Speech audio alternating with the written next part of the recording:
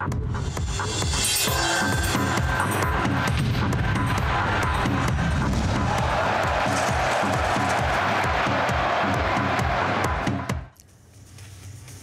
দেখছেন স্পোর্টস 24। নীলাঞ্জনা রয়েছে আপনাদের সঙ্গে। আর শুরুতে ফুটবলের খবর নিয়ে আমাদের বিশেষ সেগমেন্ট গোল কিক।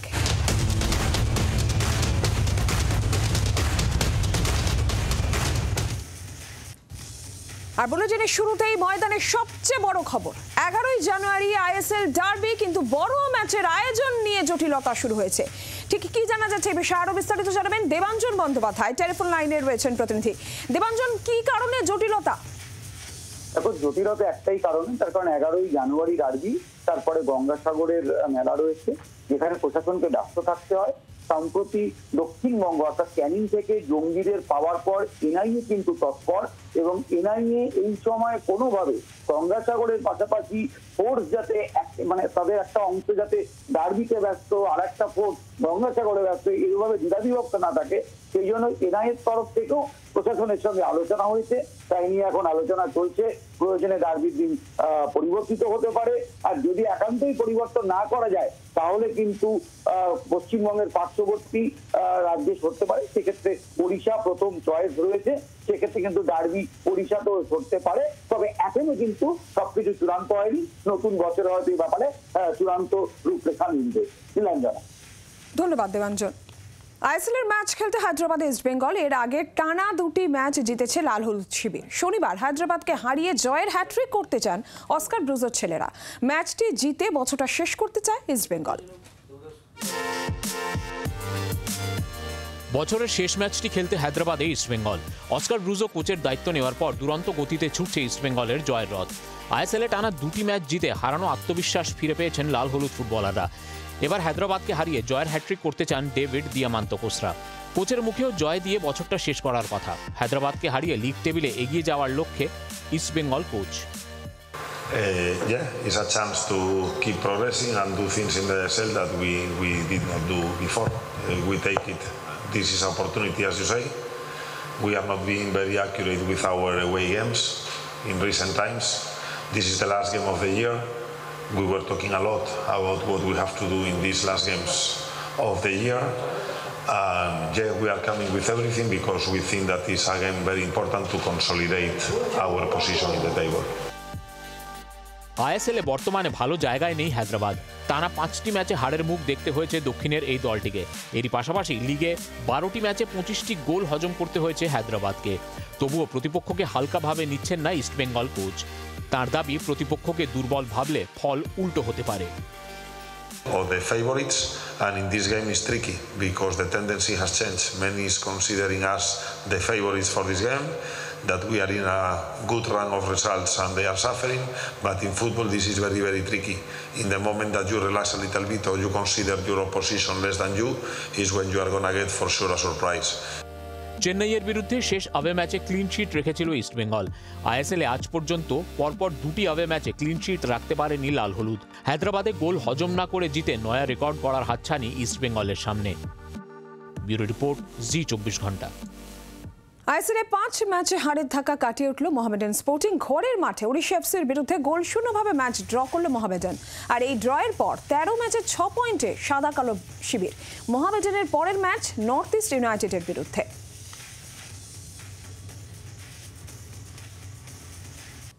আর এবার ক্রিকেটের খবর নিয়ে আমাদের সেগমেন্ট প্যাভিলিয়ন এন্ড।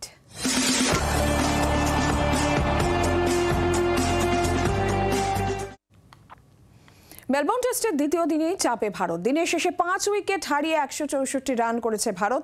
অস্ট্রেলিয়ার প্রথম ইনিংসে করা 474 রান থেকে এখনও 310 রানে পিছিয়ে টিম ইন্ডিয়া। দিনের শেষে ক্রিজে রয়েছেন ঋষভ পান্ত এবং রবীন্দ্র জাদেজা। ফের একবার ব্যাটিং বিপর্যয় ভারতের, ফলে মেলবোর্ন টেস্টের দ্বিতীয় দিনে ব্যাকফুটে ভারতীয় দল। এদিন 474 রানে প্রথম ইনিংস শেষ হয় অস্ট্রেলিয়ার। 140 রানের ঝকঝকে ইনিংস খেলেন স্টিভ স্মিথ। টেস্টে এটা 34তম শতরান স্টিভের। 49 রানের গুরুত্বপূর্ণ ইনিংস খেলেন প্যাট কামিন্স। 4 উইকেট নেন জশপ্রীত বুমরাহ। 3 উইকেট জাদেজার। 2 উইকেট নিয়েছেন আকাশদীপ। জবাবে ব্যাট করতে নেমেই 8 রানে রোহিত শর্মার উইকেট হারায় ভারত। 3 রান করে যেভাবে তিনি আউট হলেন, তারপর রোহিতের ওপেন করা নিয়েও প্রশ্ন উঠতে শুরু করে দিয়েছে। তারপর নিয়মিত ব্যবধানে আউট হতে থাকেন ভারতের ব্যাটাররা। কেএল রাহুল, বিরাট কোহলি ব্যর্থ। 82 রান করে আউট হন যশস্বী জয়সওয়াল। বিরাটের সঙ্গে ভুল বোঝাবুঝির শিকার হন তিনি।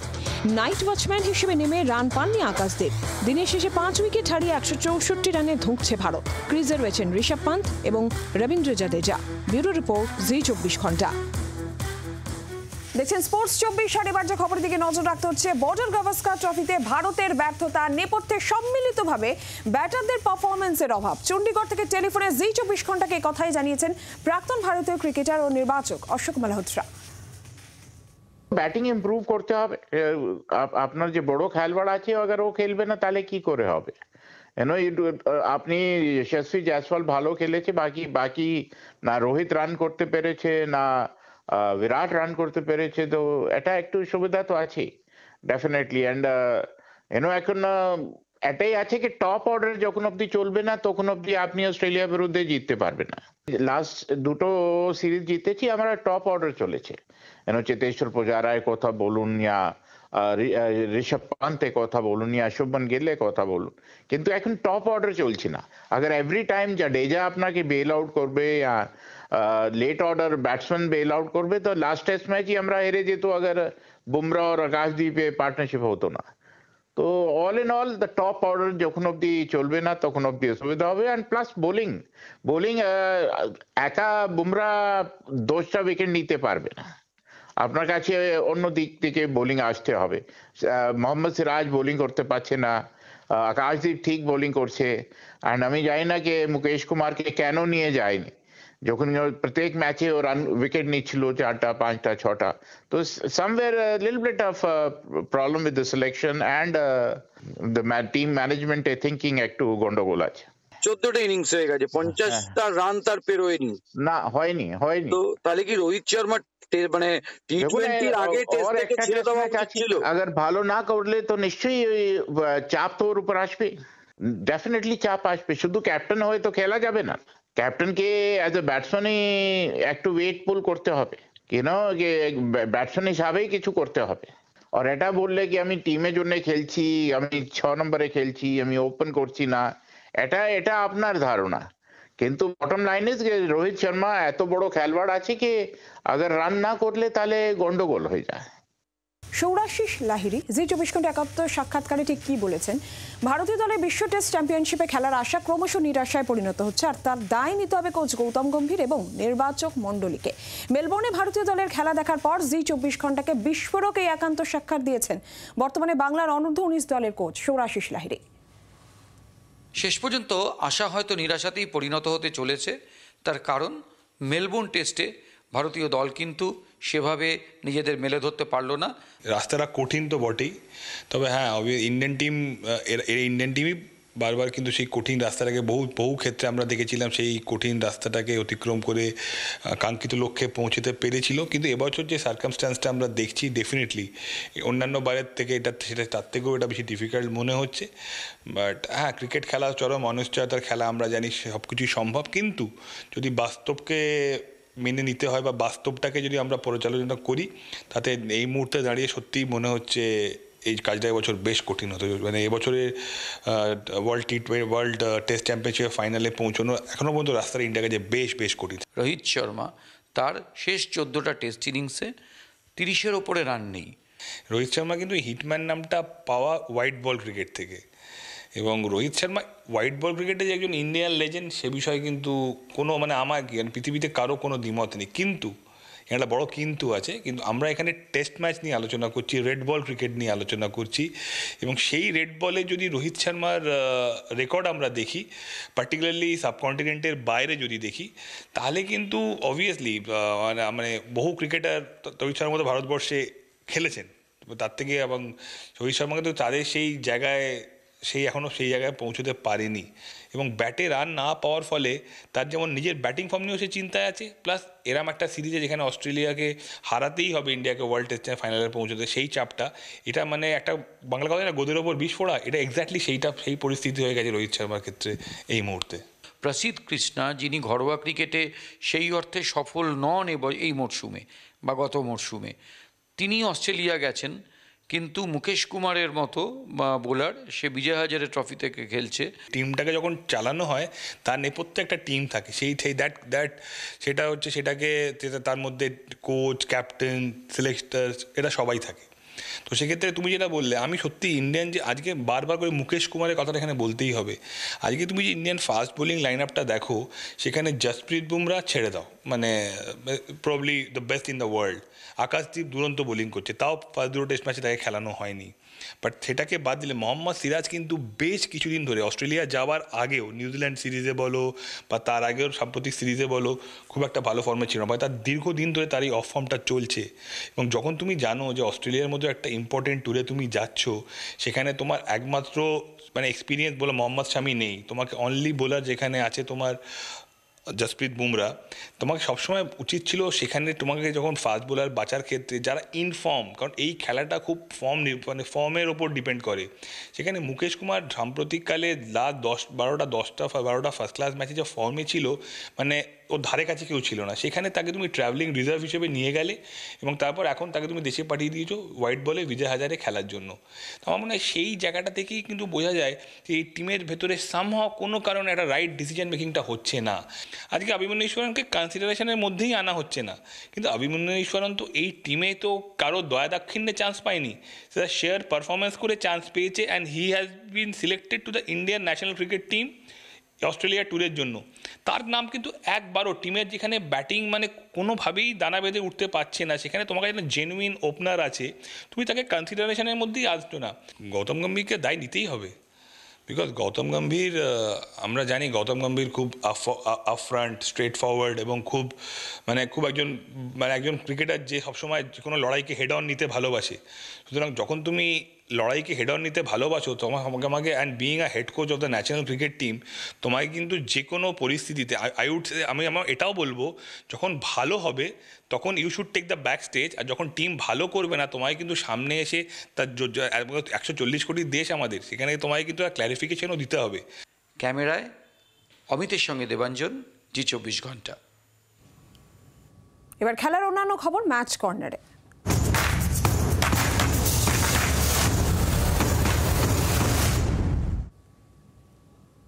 অপেক্ষার মাত্র 2 বছর, আর তারপরে বাংলা থেকে জাতীয় হকি দলে প্রতিনিধিত্ব থাকবে ভূমিপুত্র ও কন্যাদের। দিন কয়েক আগে এমন কথাই জানিয়েছিলেন হকি বেঙ্গলের সচিব, কিন্তু সচিবের সঙ্গে সহমত নন প্রাক্তন খেলোয়াড়রা। রাজ্য হকি সংস্থায় মাসখানেক আগে হয়েছে রদবদল, আর সেই রদবদলের পর হকি বেঙ্গলের প্রেসিডেন্টের পদে এসেছেন রাজ্যের মন্ত্রী সুজিত বসু। নতুন সচিব ইশতিয়াক আলীও একাধিক পরিকল্পনা সাজিয়ে বাংলা হকিকে এগিয়ে নিয়ে যাওয়ার জন্য নানা অঙ্ক কষছেন। তার মধ্যে রয়েছে ডুমুরজলার অ্যাস্ট্রোটার্ফ প্রশিক্ষণ, জনজাতি সম্প্রদায়ের ছেলেমেয়েদের নিয়ে আবাসিক একাডেমি, নতুন প্রতিভা তুলে আনা সহ নানা পরিকল্পনা। একই সঙ্গে তিনি জানিয়েছেন 18টি জেলাকে নিয়ে সম্প্রতি জাতীয় চ্যাম্পিয়নশিপ হয়েছে, সেখান থেকে অনেক প্রতিভা তারা চিহ্নিত করেছেন। 60 ম্যাচেস এখানে আমাদের এখানে হলো, অলরেডি আমরা যে হ্যাঁ ওখান দিয়ে সব জুনিয়র আর জুনিয়র 30টা মেয়ে ছেলে অলরেডি 4টে গ্রুপে আমরা সিলেকশন করেছি। আর সব দিয়ে একটা জিনিসকে পুরো বছর খেলতে হবে, আর পুরো বছর। আর একটা খুবই ভালো জিনিস কি এখন গভর্নমেন্ট 2টো অ্যাস্ট্রোটার্ফ করেছে, আর এটা যেটা বাংলা ফির হকি 2 বছর পরে ফির আপনারা দেখবেন একটা চেঞ্জ আসবে। সচিবের এই ইতিবাচক পরিকল্পনা ও বক্তব্য নিয়েই প্রশ্ন তুলেছেন বাংলার প্রাক্তন হকি খেলোয়াড়রা। 18টা টিম ছিল না, 16টা টিম ছিল, তার মধ্যেও 16টা টিম পুরোপুরি পার্টিসিপেন্ট করেনি। আমাদের কাছে ফিক্সচার আছে, আমরা আপনাকে দেখিয়ে দিতে পারি 16টা টিম আছে, 18টি টিম নেই। তাহলে 2টো এফিলিয়েটেড টিম কেন খেলেনি? मैं अगर नहीं हूँ ना तो सुरभि का नाम सब जगह रहेगा, लेकिन सुरभि का नाम रहने से क्या होता है, कितने बच्चों को वो उठा पा रही है, कौन सा बच्चा को नौकरी मिल रहा है, मुझे आज सुरभि दीदी बता दे तो मैं मान लूँगी। ডিস্ট্রিক্ট রিপ্রেজেন্ট করছে, আমি বেশ কিছু লোকের নাম জানি, আমি নাম করতে চাই না। আমি নতুন প্রেসিডেন্ট এসছেন, উনি হয়তো এগুলো কোয়ারি করবেন। আমি লাস্ট 3-4 বছর আগেও লিস্ট আমার কাছে আছে, এখনকার লিস্টও আছে। কলকাতার লোক কোচবিহার থেকে রিপ্রেজেন্ট হচ্ছে, কলকাতার লোক দার্জিলিং রিপ্রেজেন্ট করছে, কলকাতার লোক বীরভূম রিপ্রেজেন্ট করছে। কি করে হয়? ক্যালকাটা হকি অ্যাসোসিয়েশন, এটা কোনোদিন ডিস্ট্রিক্ট হতে পারে? আমাদের তো কোনো নলেজে নেই এরকম। ক্যালকাটা হকি অ্যাসোসিয়েশন যিনি এখন এখানে আছেন রিপ্রেজেন্ট করছেন, উনি বলতে পারবেন যে এটা অফিসটা কোথায়। সংস্থায় প্রশাসক বদলের সঙ্গে সঙ্গেই বাংলার হকিতেও বদল আসবে, এমনই আশা বাংলার হকি প্রেমীদের। ভারতীয় দলে ফের বাংলার খেলোয়াড় দেখতে চান তারা, কিন্তু সেই সময় এই একাধিক প্রশ্ন বাংলার হকি সংস্থাকে বিব্রত করছে। ক্যামেরায় অমিতের সঙ্গে দেবাঞ্জনের রিপোর্ট, জি 24 ঘন্টা। সায়নী দাস, তিনি বর্ধমানের গর্ব। ইতিমধ্যে ইংলিশ চ্যানেল সহ 5টি চ্যানেল জয় করা হয়ে গিয়েছে সায়নীর। এবার তার পাখির চোখ জিব্রাল্টার। লক্ষ্য পূরণে কোনো ঘাটতি নেই সায়নীর, কিন্তু অর্থের অভাবে আশা আর আশঙ্কার দোলাচল সায়নীর মনে।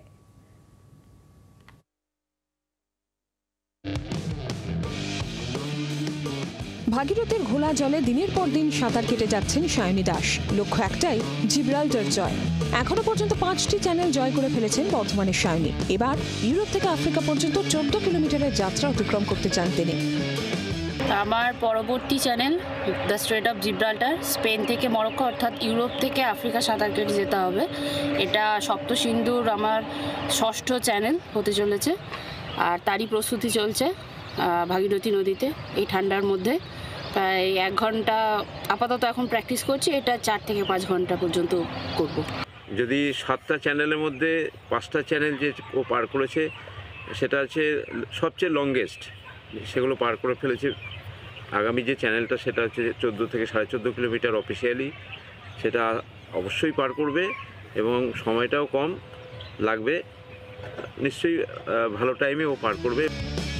2005 সাল থেকে সাঁতার শেখা শুরু সায়নী দাসের। 2016 সাল থেকে ওপেন ওয়াটার সুইমিং করেন তিনি। যে কোনো অ্যাডভেঞ্চার স্পোর্টস খেলতে গেলে প্রচুর অর্থের প্রয়োজন পড়ে, সায়নীর ক্ষেত্রেও তাই।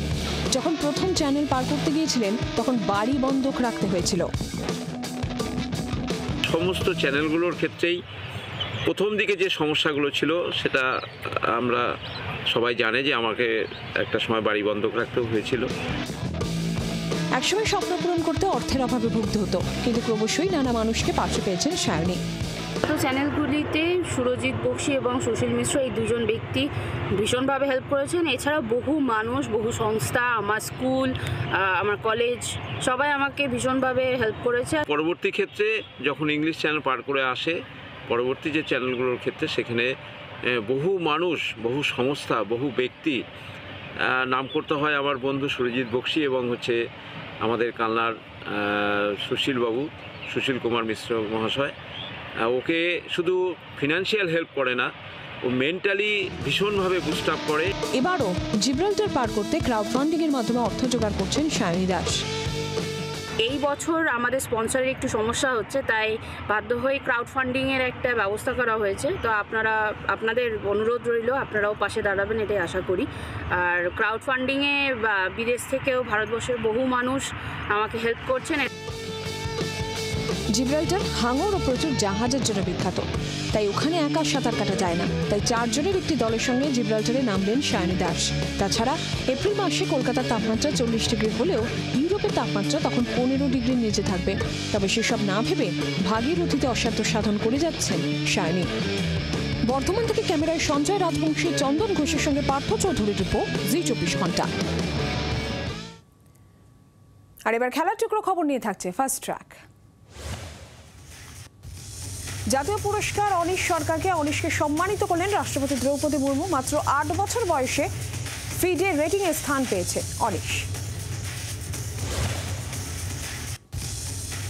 প্রয়াত প্রাক্তন প্রধানমন্ত্রী মনমোহন সিংকে শ্রদ্ধা জানাতে মেলবোর্নে টেস্টের দ্বিতীয় দিন কালো আম ব্যাট পরে খেলল ভারত।